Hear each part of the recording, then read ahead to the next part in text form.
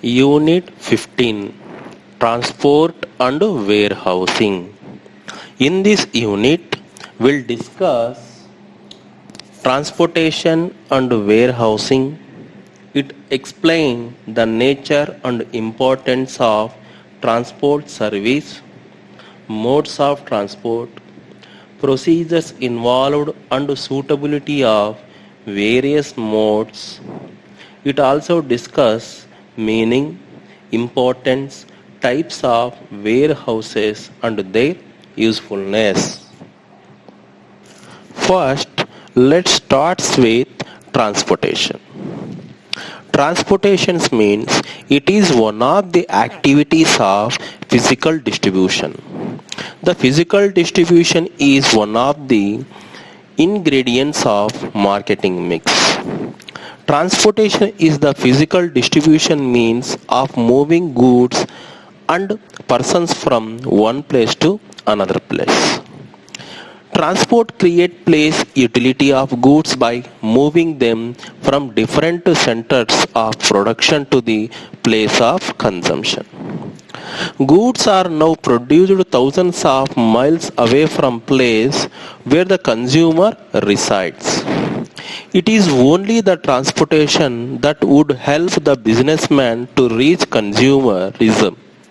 Not only does it give place utility, but it also renders time utility in various ways. Here, transportation in simple language can be defined as a means through which goods are transferred from one place to another. Next one, modes of transport. Modes of transport or means of transport can be divided into the following four broad categories. First one, road transport. Second one, rail transport. Third one, sea transport. And fourth one, miscellaneous modes. First one, road transport. Road transport is the oldest form of transport. It is particularly good for short distance. Door-to-door collection and delivery are possible in the case of road transport. It is most suitable for perishable goods. In this type of transport, both men and animals are used to carry goods and people. Modes of road transport are bulk carts, tonga, rickshaws, and motor vehicles such as jeeps, buses, motor vans, trucks, and other vehicles. Road transport is suitable for the goods such as paper goods, clothing, computers, livestock, cement, etc.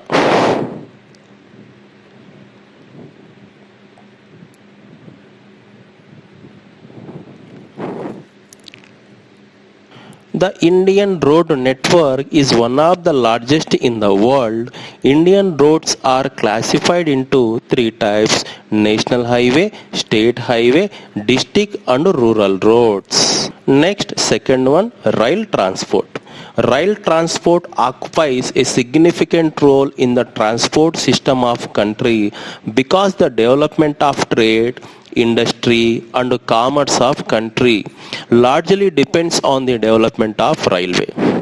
Railway network connecting almost all cities and towns, hence railway act as major player and handle high tonnage and provides a good revenue to the government treasury.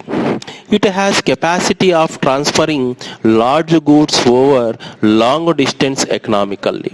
The goods such as mineral ores, farm product, heavy and bulk machinery, petroleum, autos, etc. can be transferred fully wagon loads at lower rates and require less handling. Next, third one, water transport. Water transport is the cheapest and the oldest mode of transport. It operates on a natural track and requires no huge capital in the construction and maintenance. The cost of operation of water transport is also very less. It has the largest carrying capacity and is most suitable for carrying bulky goods over long distance. It has given a boost to world trade and commerce. Petroleum, iron, chemicals, grain and bauxite, etc. are the goods most suitable for water transport. Next, air transport. Air transport is the most recent mode of transport. It is a gift of the 20th century to the world. The two world wars gave a great impetus to the development of air transport in almost all the countries of the world. The peculiar characteristics of air transport is that does not need a specific surface track for its operation. It has no physical barriers as in the case of other mode of transport. The supreme advantage of air transport lies in its quickness. It is the fastest mode of transport, but the cost of its operation is very high, hence is suitable for only rich passengers, mails and light and costly cargo. Next one, miscellaneous modes. Besides roadways, railways and airways, liquids are transported through pipelines also. Moreover, postal services and courier services also provide facilities for transport of goods. These courier services agencies make use of rail, road and air transport for carrying goods. Next topic, warehousing.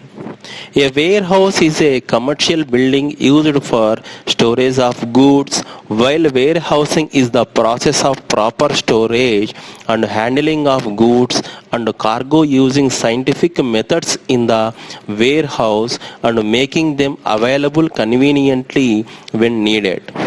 In today's scenario, warehousing is considered as one of the most important aspects of trade. Next, types of warehouses. There are three types of warehouses which provide facilities for proper storage of goods. First one, bonded warehouse. Bonded warehouses are licensed by the government to accept imported goods prior to payment of tax and customs duty. These are goods which are imported from other countries. Importers are not permitted to remove goods from the docks or the airports till customs duty is paid. At times, importers are not in a position to pay the duty in full or does not require all the goods immediately. The goods are kept in bonded warehouses by the customs authorities till the customs duty is paid. These goods are said to be in bond. Second one, public warehouse. Public warehouse can be used storage of goods by traders, manufacturers or any number of the public after the payment of a storage of fees or charges. The government regulates and the operations of these warehouses by issuing licenses for them to private parties. Third one, private warehouses.